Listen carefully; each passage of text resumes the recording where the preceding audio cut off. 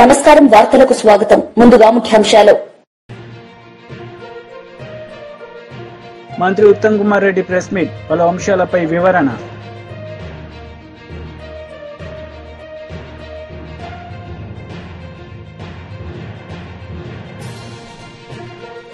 మాజీ మంత్రి RK Roja press meet CM Chandrababu నాయుడుపై ఫైర్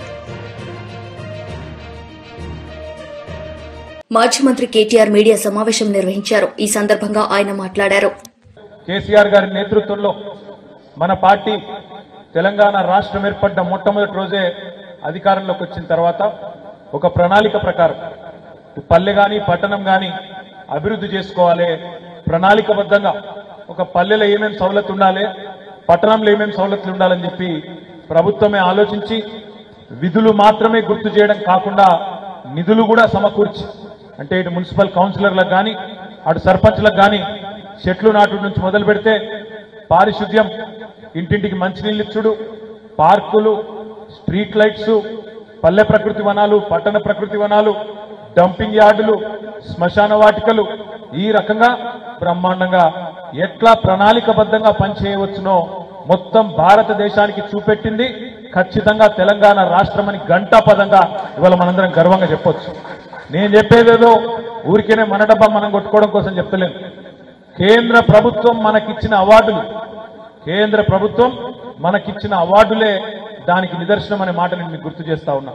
మీకు తెలుసు, తెలంగాణ జనాభా భారతదేశంలో మొత్తం దేశ జనాభాలో చూసుకుంటే 3% కంటే తక్కువ, 3% కంటే తక్కువ జనాభా భారతదేశంలో తెలంగాణ.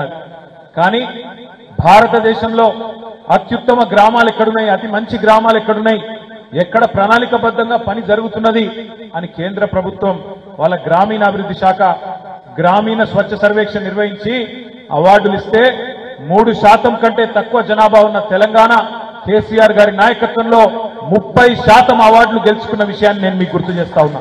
అంటే ఎక్కడ 3% జనాభా, ఎక్కడ భారతదేశం మొత్తానికి ఆదర్శంగా 30% అవార్డులు, ఒక్కసారి మీరు యాడ్ చేసుకోండి. అట్లాగే పల్లెలు మాత్రమే కాదు, పట్టణాలలో కూడా భారతదేశంలోనే 2వ అతిపెద్ద సంఖ్యలో అవార్డులు, మనకంటే 3.5 రెట్లు పెద్దగా ఉంటుంది మహారాష్ట్ర. ఆ మహారాష్ట్ర తర్వాత వాళ్ళకి 28, 29 అవార్డులు వస్తే 26 అవార్డులు అత్యుత్తమ మున్సిపాలిటీలకు గెలుచుకొని భారతదేశానికి ఆదర్శంగా పట్టణాభివృద్ధిలో కూడా నిలబడ్డది మన తెలంగాణ కేసీఆర్ గారి నాయకత్వంలో. ఇదేదో మాటలతోనో, ఊకదంపుడు ఉపన్యాసాలతోనో, లేదా చిల్లర మల్లర బజారు భాషతోనో కాలేదు. ఒక ప్రణాళికబద్ధమైన అభివృద్ధి, ఒక ఆలోచనతో ఉన్న ముఖ్యమంత్రి ఆయన విజన్కు అనుగుణంగా మరి పనిచేసిన మున్సిపల్ చైర్మన్లు, కౌన్సిలర్లు, అదేవిధంగా గ్రామ పంచాయతీ సర్పంచులు, ఎంపీటీసీలు, వార్డు మెంబర్లు, ఉప సర్పంచులు, ఎమ్మెల్యేలు, జెడ్పీటీసీలు అందరూ కలిసికట్టుగా సమిష్టిగా పనిచేస్తే ఇది సాధ్యమైంది తప్ప, జిల్లా పరిషత్ చైర్మన్లతో సహా అందరం కలిసికట్టుగా పనిచేస్తే సాధ్యమైంది తప్ప ముఖ్యమంత్రి గారు పైన కూర్చొని నోట్లకెళ్ళి ఒక మాట అనగానే అది జీవో అయిపోదు. ముఖ్యమంత్రి గారు ఒక డైలాగ్ కొట్టగానే ఇక్కడ రోడ్లు పరిశుభ్రం కావు. ముఖ్యమంత్రి గారు ఒక ఉపన్యాసం చెప్పగానే ఇక్కడ నీళ్లు పొంగుకుంటూ రావు. ఇవన్నీ కావాలంటే పనితనం ఉండాలి, పని చేసే తెలివి ఉండాలి. అది కేసీఆర్ గారికి ఉన్నది కాబట్టే 9.5 సంవత్సరాలలో బ్రహ్మాండమైన కార్యక్రమాలు చేసినాం. ఇప్పుడే సోదరి మాధవి చెప్పింది, సరిగ్గా 2014కు ముందు వేములవాడ కానీ సిరిసిల్ల పట్టణాలు కానీ పరిస్థితి ఏందో మీరే యాద్ చేసుకోండి. నేను 2009లో మొట్టమొదటిసారి ఎమ్మెల్యే అయినా సిరిసిల్లకు. నాకు యాదుకున్నది, ఎండాకాలం వచ్చిందంటే భయం అవుతుండే. ఎండాకాలం వచ్చిందంటే ఊళ్ళలో పోవాలంటే భయం, పట్టణంలో తిరగాలంటే భయం. ఎందుకు? ఎక్కడ పోతే అక్కడ బిందెలు అడ్డం పెడతారు, ఎక్కడ పోతే అక్కడ కుండలు అడ్డం పెడతారు, లొల్లి ఉంటుండే. ఎందుకు? మంచినీళ్ళు లేవు, ట్యాంకర్లు. నాకు యాదుకున్నది, నేను మొదటిసారి ఎమ్మెల్యే అయినప్పుడు నా సొంత ఖర్చులతోని 4-5 ట్యాంకర్లు పెట్టి, లారీలు పెట్టి ట్యాంకర్లు పెట్టి సొంత ఖర్చులతోని ఆ రోజు గల్లీకి నీళ్లు వేయాల్సిన పరిస్థితి వచ్చింది. సొంత ఖర్చులతో మోటార్లు, బోర్లు లేపించినాం ఆనాడు 2009 నుంచి 14 వరకు. అప్పుడున్న ప్రభుత్వం, కాంగ్రెస్ ప్రభుత్వం పట్టించుకోకపోతే ఇక్కడున్న ఎమ్మెల్యేలం సొంత ఖర్చులతోని పైసలు పెట్టుకొని మరీ పనిచేసినాం. కానీ 14లో ఎప్పుడైతే తెలంగాణ వచ్చిందో, 14 నుంచి 23 డిసెంబర్ వరకు దాదాపు 9.5 సంవత్సరాలు మనం ఎన్నడూ ఇది కాంగ్రెస్ కౌన్సిలర్ వార్డు, ఇది టీఆర్ఎస్ కౌన్సిలర్ వార్డు అని చూడలే. సంకుచిత రాజకీయం చేయలే. ఎక్కడ ఉన్న ప్రజలు మన వాళ్ళే, వాళ్ళకి మేలు చేయాలని చూసినాం. ఆ రకంగానే పనిచేసినాం కాబట్టే ఇవాళ వేములవాడ అయినా సిరిసిల్ల అయినా రాష్ట్రంలోని 142 మన హయాంలో ఉన్న మున్సిపల్ పట్టణాలు అన్నిటినీ కూడా సమదృష్టితో చూసినాం కాబట్టే ఇలా మీరు కరీంనగర్ పోయినా అద్భుతంగా కొత్తదనం కనబడుతుంది. చొప్పదండి దాన్ని రవిశంకర్. మాజీ మంత్రి ఎమ్మెల్యే హరీష్ రావు మీడియా సమావేశం నిర్వహించారు. ఈ సందర్భంగా ఆయన మాట్లాడారు. ఆంధ్రప్రదేశ్ గత కొన్ని నెలలుగా ప్రణాళికలు రూపొందించి యుద్ధ ప్రాతిపదికన ఆంధ్రప్రదేశ్ ముందుకు పోతా ఉంది. అదే గోదావరి బేసిన్లో మనకు హక్కుగా రావాల్సినటువంటివి, ఎందుకంటే ఉమ్మడి ఆంధ్రప్రదేశ్లోనే అప్పటి ప్రభుత్వం తెలంగాణకు 968 టీఎంసీలను గోదావరి జలాల్లో కేటాయించారు. మరి అదే గోదావరి బేసిన్లో మన 4 ప్రాజెక్టులకు వాటర్ అలొకేషన్ పెండింగ్ ఉంది. గవర్నమెంట్ ఆఫ్ ఇండియాలో ప్రాజెక్ట్స్ పెండింగ్ ఉన్నాయి. ఒకటి సీతారామ లిఫ్ట్ ఇరిగేషన్, రెండవది సమ్మక్క సాగర్ ప్రాజెక్టు, మూడవది కాళేశ్వరం 30 టీఎంసీ, నాలుగవది డాక్టర్ అంబేద్కర్ వార్దా ప్రాజెక్టు. ఈ 4 ప్రాజెక్టులకు వాటర్ అలొకేషన్ ఒకవైపు పెండింగ్లో ఉంది. సీతమ్మ సాగర్కు మనం 67 టీఎంసీలు అడిగాం, సమ్మక్క సాగర్కు 47 టీఎంసీలు అడిగాం, అంబేద్కర్ వార్దా ప్రాజెక్టుకు 12 టీఎంసీలు అడిగాం. కోర్స్ ఈ అడిషనల్ 3rd టీఎంసీ కాళేశ్వరంది వాటర్ అలొకేషన్ లేదు కానీ క్లియరెన్స్ పెండింగ్ ఉంది. ఈ 4 ప్రాజెక్టులు మన అక్కడ పెండింగ్లోనే పెట్టిండ్రు. మన ప్రభుత్వం నిద్రపోతూ ఉంది. మనకు హక్కుగా రావాల్సిన సీతమ్మ సాగర్ 67 టీఎంసీలు కానీ ఈవెన్ సీతమ్మ సాగర్లో కూడా అప్పుడు మా బీఆర్ఎస్ ప్రభుత్వం ఉన్నప్పుడే అన్ని క్లియరెన్స్లు తెచ్చినాం. చివరి క్లియరెన్స్ పెండింగ్ ఉంది, టీఏసీ చివరి క్లియరెన్స్. అది క్లియర్ అయితే 67 టీఎంసీలు మనకు వస్తాయి. అట్లే సమ్మక్క సాగర్లో 47 టీఎంసీలు వస్తాయి. అదేవిధంగా వార్ధాలో 12 టీఎంసీలు. దీని గురించి ఒకవైపు పర్సూ చేయడం లేదు. ఈ ప్రాజెక్టులను అనుమతి సాధించడంలో రాష్ట్ర ప్రభుత్వం 13 నెలల కాలంలో విఫలమవుతా ఉంది. ఇంకొక వైపు ఆంధ్రప్రదేశ్ ఏమో 200 టీఎంసీలు గోదావరి నీళ్లను పెన్నా బేసిన్కు తీసుకుపోవడానికి యుద్ధ ప్రాతిపదికన ఆగమేఘాల మీద ఆంధ్రప్రదేశ్ కదులుతుంటే ఈ రాష్ట్ర ప్రభుత్వంలో కనీస చలనం లేదు. ఇప్పుడు మనకు ఏ రాష్ట్రమైనా ప్రత్యేకించి ఆంధ్రప్రదేశ్ తెలంగాణలో ఒక కొత్త ప్రాజెక్టు చేపట్టాలంటే సెంట్రల్ వాటర్ కమిషన్ క్లియరెన్స్ కావాలి, వాటర్ అలొకేషన్ కావాలి, ఇంటర్ స్టేట్ క్లియరెన్స్ కావాలి, ఏపీ రీఆర్గనైజేషన్ యాక్ట్ ప్రకారంగా జీఆర్ఎంబి కేఆర్ఎంబి అనుమతి రావాలి, అపెక్స్ కౌన్సిల్ అనుమతి కావాలి. ఏ అనుమతి లేకుండా గోదావరి బంకచెర్ల ప్రాజెక్టును ఇవాళ ఆంధ్రప్రదేశ్ ప్రభుత్వం తీసుకొని పోతా ఉంది. ఏం చేస్తుండ్రు ముఖ్యమంత్రి, ఏం చేస్తుండ్రు నీటిపారుదల శాఖ మంత్రి, ఏం చేస్తుండ్రు? కనీసం ఇవాళటి వరకు ఉత్తరం కూడా రాయలే వీళ్ళు.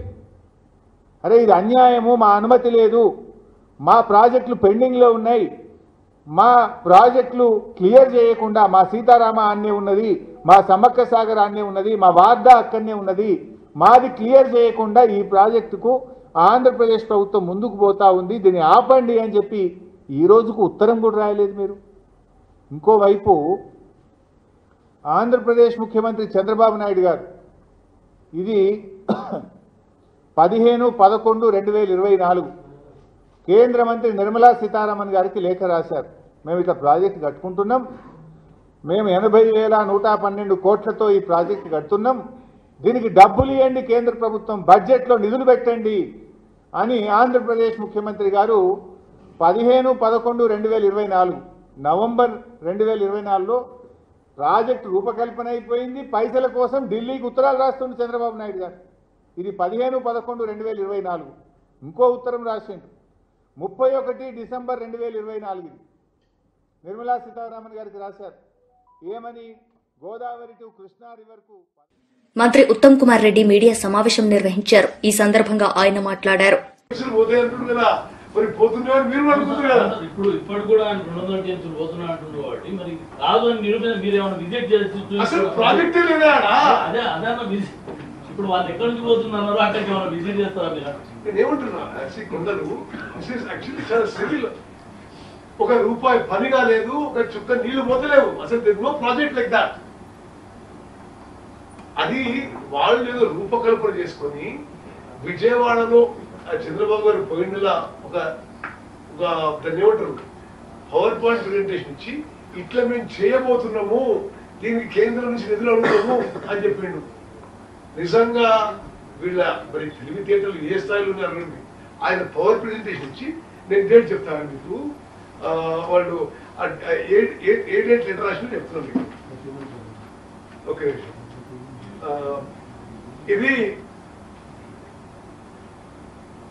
విజయవాడలో చంద్రబాబు గారు 29 డిసెంబర్ 2024కి ఒక ప్రెజెంటేషన్ ఇచ్చారు. 31 డిసెంబర్కి ఆయన లేఖ రాసింది కేంద్ర ఆర్థిక మంత్రికి.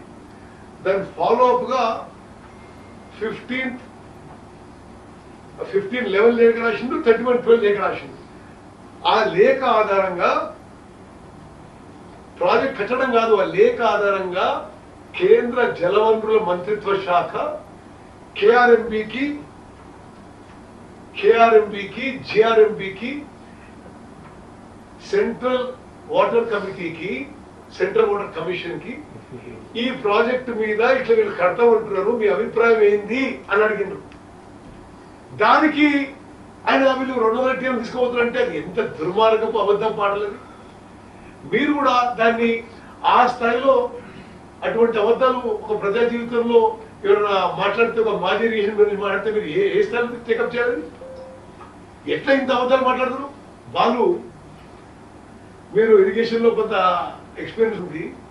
Harish Rao says in his press meet today, Chandrababu Naidu is taking 200 TMC from Godavari to Pankacharla. Not even one drop of water is going.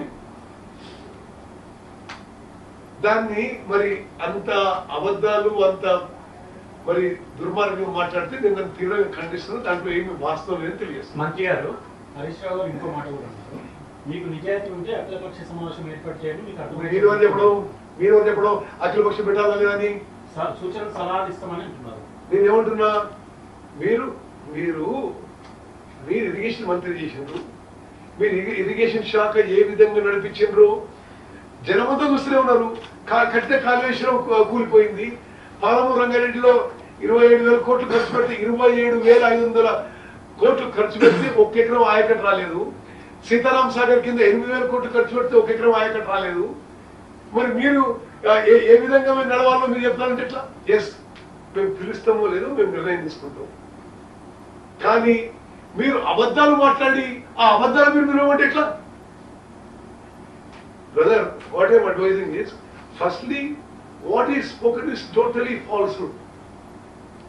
That must be, tomorrow you must cover it in an appropriate way. That's a complete lie. Just imagine, actually I was in today in Janpad Dargah, which is about 300 kilometers from here. I came just half an hour before, then I saw this, something on the media, that అంటే చాలా ఓవర్గా మాట్లాడింది. Then I said, right? కేంద్ర మంత్రి Kishan Reddy media సమావేశం నిర్వహించారు. ఈ సందర్భంగా ఆయన మాట్లాడారు. సామాజిక వర్గం నుంచి వచ్చినటువంటి వ్యక్తి, మరి ఆయన ఆ రోజే ప్రజానాయకుడు అంటే జననాయకగా గుర్తింపు తెచ్చుకున్నారు. ఈ పార్టీ ఆ పార్టీ అని కాదు, యావత్ సమాజం ఆయనను ఒక ప్రజానాయకుడుగా జననాయక్ అనేటువంటి పేరుతో పిలిపించుకున్నటువంటి గొప్ప మహానుభావుడు. అంతేకాదు, వారు విద్యార్థి దశగా ఉన్నప్పుడే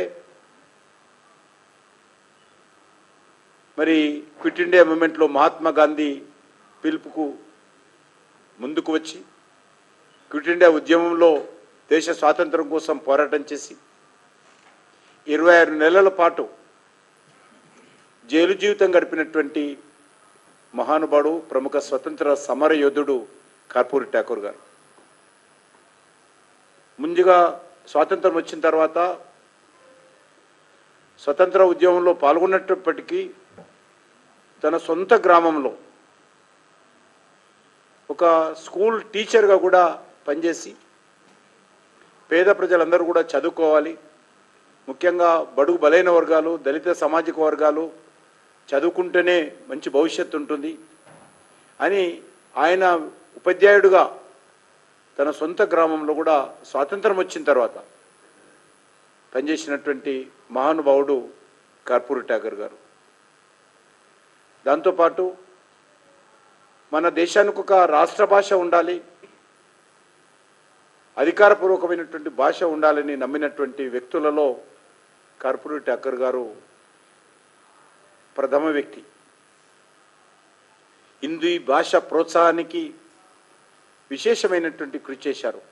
మనకు మన మాతృభాషలు ఉన్నప్పటికీ వాటికి గౌరవం ఇస్తుంటేనే, వాటిని పరిరక్షించుకుంటేనే, వాటిని మనము అవలంబిస్తూనే దేశానికి ఒక భాష ఉండాలి, రాష్ట్ర భాష ఉండాలి, అధికారిక భాష ఉండాలని నమ్మినటువంటి వ్యక్తుల్లో కర్పూరి ఠాకూర్ ఒకరు. వారు 1952లో బీహార్ ఎమ్మెల్యేగా ఎన్నికైనటువంటి వ్యక్తి. ఆయన విద్యార్థిగా ఉన్నప్పుడే సోషలిస్టు భావజాలానికి అంకితమై ప్రజా సోషలిస్టు పార్టీ, అదేవిధంగా జాయింట్ సోషలిస్టు పార్టీ అనేటువంటి పార్టీలలో విశేషంగా పనిచేసినటువంటి మహానుభావుడు. 1960లో శ్రీమతి ఇందిరాగాంధీ గారు ఉన్నప్పుడు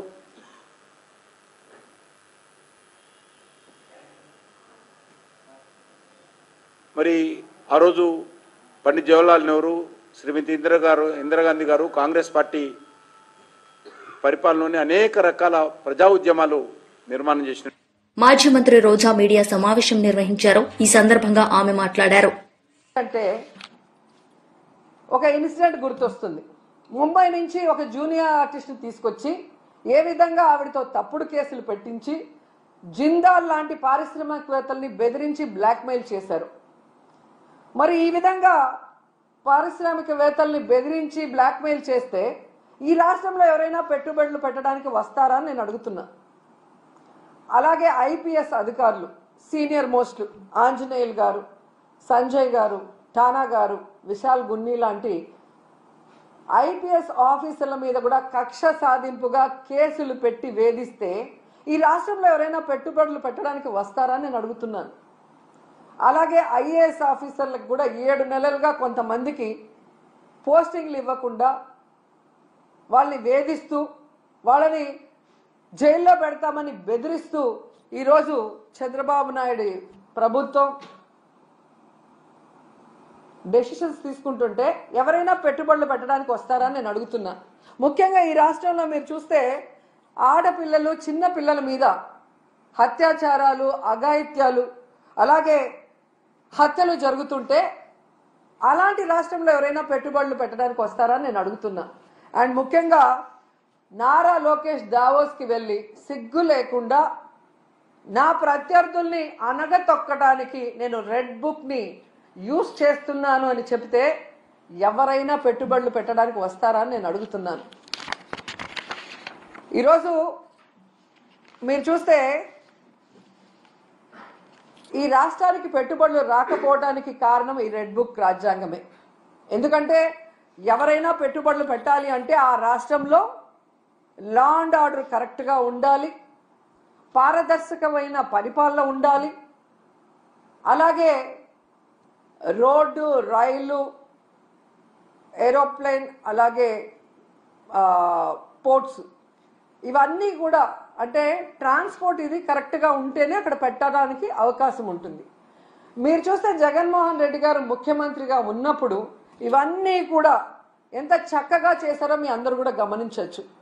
లా అండ్ ఆర్డర్ ఏ విధంగా మెయింటైన్ చేశారు, అలాగే మీరు చూస్తే సచివాలయ వ్యవస్థతో ఎలా పారదర్శకంగా పరిపాలించారు, అలాగే ఏపీలో 3 పోర్ట్లు మచిలీపట్నం, మూలపేట, రామాయపట్నం ఏ విధంగా వర్క్స్ స్టార్ట్ చేశారు, భోగాపురం ఎయిర్పోర్ట్ ఎలా ఆల్మోస్ట్ 35% వర్క్ చేసేయటం జరిగింది, అలాగే 10 ఫిషింగ్ హార్బర్లు అన్నిటినీ కూడా తీసుకొచ్చి మీ చేతిలో పెడితే ఈరోజు మీరు ఏం చేశారు? జగనన్న పారిశ్రామికవేత్తల కోసం రెడ్ కార్పెట్ వేసి ఫ్రెండ్లీ స్టేట్గా ఇన్వెస్ట్ చేయడానికి దాన్ని ఏర్పాటు చేసి మీ చేతికిస్తే ఈరోజు మీరు red book. YSRCP leader media సమావేశం నిర్వహించారు. ఈ సందర్భంగా ఆయన మాట్లాడారు. 99 to 2004 వరకు ఒక టర్మ్, ఇదే కదా పాయింట్. అంటే 14.5 సంవత్సరాలు ఆయన ముఖ్యమంత్రిగా చేశారు. ఆయన ఆయన ముఖ్యమంత్రి 14.5 సంవత్సరాలు ముఖ్యమంత్రిగా చేసిన సమయంలో ఒక్కటంటే ఒక్క ప్రభుత్వ మెడికల్ కాలేజీలు ఆయన ఏమైనా మంజూరు చేశారా? ఆయన దిగిపోయే టైంకి 2004లో దిగిపోయే టైంకి ఈ రాష్ట్రంలో 11 గవర్నమెంట్ మెడికల్ కాలేజెస్ ఉంటే 11 గవర్నమెంట్ మెడికల్ కాలేజీల్లో ఒక్కటి కూడా చంద్రబాబు హయాంలో మంజూరు చేసినటువంటిది కాదు. అంటే చంద్రబాబు గారికి ప్రభుత్వ మెడికల్ కాలేజీల మీద ఉన్నటువంటి ఆసక్తిని ఈ సందర్భంగా నేను తెలియజేస్తా ఉన్నాను. ఎవరికైనా ఎలాంటి దౌర్భాగ్యమైన రికార్డు ఉందా? ఈ దేశంలో ఏ ముఖ్యమంత్రి అయినా తన హయాంలో కనీసం 1-2 ప్రభుత్వ మెడికల్ కాలేజీలు ఉంటే నా పేరు చిరస్మరణీయంగా మిగులుతుందని ఎవరన్నా అనుకుంటారు. చూసారా, ఆయన 14.5 ఏళ్ల కాలంలో ఒక్కటంటే ఒక్క గవర్నమెంట్ మెడికల్ కాలేజీలు ఇవ్వలేదు ఆయన. At the same time 18 private medical కాలేజీలు వస్తే ఆయన టెన్యూర్లో అవుట్ ఆఫ్ 18 12 ప్రైవేట్ మెడికల్ కాలేజీలకు సంబంధించినటువంటి అనుమతులు ఆయనే ఇచ్చినాడు. ఆయన అంటే ప్రైవేట్ మీద ఆయనకు ఉన్నటువంటి ఆసక్తికి అది ఒక చిన్న నిదర్శనం. ఏమిటి చంద్రబాబు గారు, నాకు అర్థం కాదు, మీ హయాంలో ఒక్కటంటే ఒక్క గవర్నమెంట్ మెడికల్ కాలేజ్ ఇవ్వలేదు. మీ తర్వాత వచ్చినటువంటి రాజశేఖర రెడ్డి గారు రిమ్స్ మెడికల్ కాలేజీలో, Rajiv Gandhi institute of medical sciences అని శ్రీకాకుళంలోను, ఒంగోలులోను, కడపలోను, మరి అలాగనే అనంతపురంలో ఒక గవర్నమెంట్ మెడికల్ కాలేజ్, వీటన్నిటిని ఇచ్చారు ఆయన. దాని కొనసాగింపుగా ఈరోజు జగన్మోహన్ రెడ్డి గారు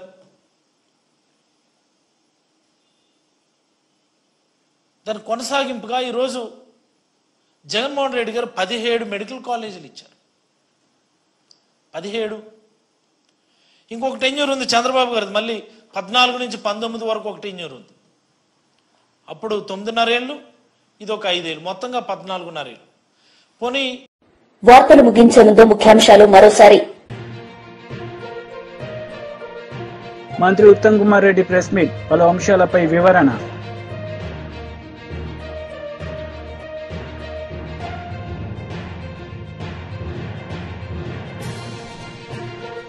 మాజీ మంత్రి RK Roja press meet, CM Chandrababu నాయుడుపై ఫైర్. ఈ వార్తలు ఇంతటితో సమాప్తం. తిరిగి ప్రసారమయ్యే వార్తల్లో మళ్ళీ కలుద్దాం. అంతవరకు సెలవు. నమస్తే.